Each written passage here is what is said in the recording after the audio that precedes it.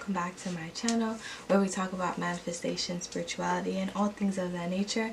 And if you like that kind of content, be sure to like, comment, and subscribe. Now today we're going to be talking about two of the most popular laws in the law of the universe. Duh. You may have heard the law of attraction, the law of assumption, but you may not really know what that means nor how to use it to manifest your dream life. And today I am going to share with you how to do that. So let's get started. So first we have the law of attraction. So what is it? It's very simple. The law of attraction is what you are is what you will attract. Therefore, if you want to attract money, you're going to put yourself in the position to gain more money. If you are someone who is a happy person, you are going to attract other happy people in your life.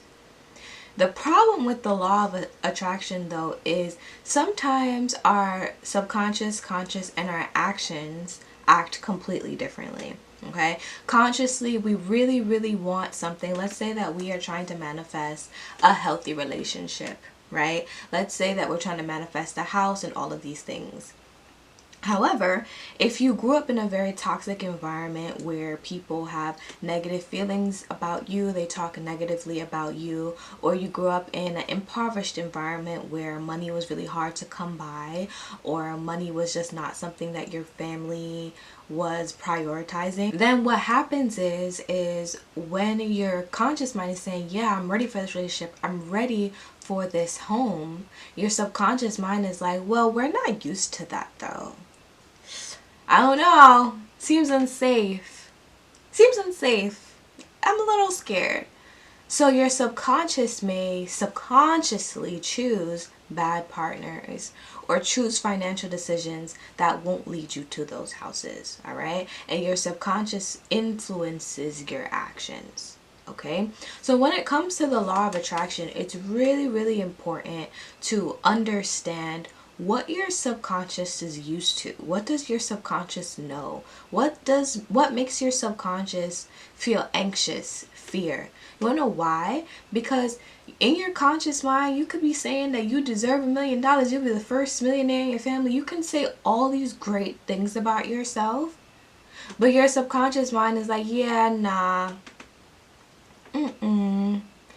And this is how we get into self-sabotage, right? This is how we sabotage ourselves. We're not sabotaging ourselves on purpose. Subconsciously, we feel like we can't move or we can't do something or we can't get ahead, even though our conscious is pushing forward, right? Even though in our head, we are really aware of what we want and how to attract it, our subconscious mind and our actions are like, actually, yeah, no, not really. Make sure that you're journaling all of your subconscious urges, really doing that shadow work, really getting to the bottom of the things that make you afraid, make you anxious, how you live your life. Because if you're not getting to the root of that, then you're just going back and forth with your conscious mind. The reason why all of this truly does connect with the law of attraction, because if you feel that you want more, but in your body you don't feel that, how can you attract your dream life? The law of attraction can be very tricky, right? Because we have all these negative feelings and we're constantly comparing ourselves to people. You know, we are in the age of social media. So if we're constantly like pushing and comparing and having all of these negative thoughts, we are just going to keep attracting those negative thoughts. It's only until we're doing the shadow work, we're doing the journaling, we're tackling that subconscious mind of ours that might be sabotaging us. It's only until we tackle that where we can truly focus on the conscious mind and what we want outwardly. Okay? This goes into our emotions. This goes into our self-concept, to what we believe in ourselves. The things that you believe about what you can attract also goes into the law of attraction. If you are comfortable with the amount of money in your bank account, then you may not attract more because you are that comfortable with what you have, which is fine. You know what I mean? But if you want to attract more, you have to put yourself in a vibrational state. You have to do the meditations to be like, you know what? I actually do deserve more. And here's why. Okay, so a good trick that I use when it comes to the law of attraction, I use affirmation. I got this idea from Free T, to asking myself why. You know, I say that I am very beautiful, I am divinely protective, I am financially stable. Why am I those things? Okay, I am very beautiful because I feel great in myself. I be rocking a nice tan. I be rocking this lip gloss, you know. My lip gloss be popping, you know what I mean? Saying all these things and then providing the proof really helps trick your subconscious mind. Yeah, you know what? Yeah, I am that girl. Okay, I'm gonna attract more of that because I deserve that. All right, and that is how you use the law of attraction to manifest, right? Not only embodying that person that can attract yourself, but making sure you're doing the shadow work to make sure that whatever it is that you truly want, you can receive it open arms. Now we're getting to the law of assumption. So what is the law of assumption? The law of assumption is pretty tricky. It is stating that what you believe to be your own reality will be your reality. Whatever you assume to be true will be true, right?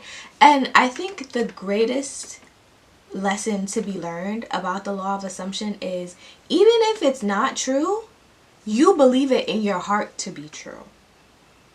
Okay? Even if your conscious mind is saying this is not true, this is not actually happening, but your body still feels like it's happening.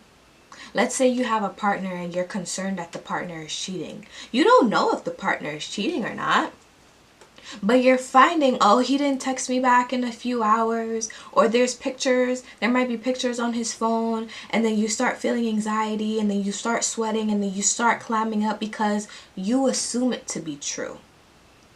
Your emotions are so powerful, it's not even funny.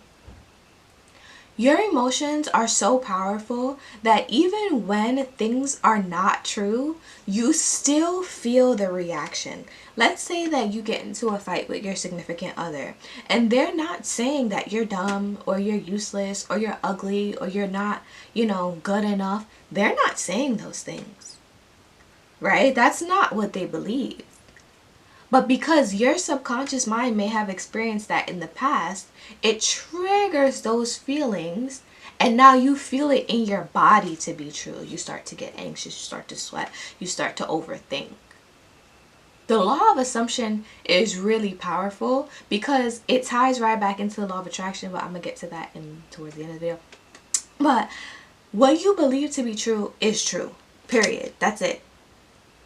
If you want to believe that you have $1 million, all of a sudden you're going to start acting as if you have $1 million.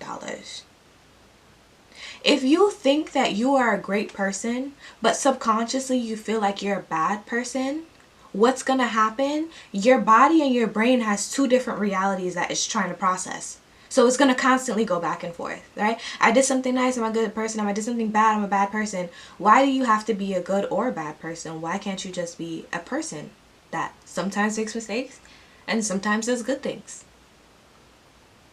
Your perspective and what you assume to be true, you don't even realize how much it guides your reality. I've seen so many people who are overweight. They say they want to lose weight. I can't lose weight. Why can't you lose weight?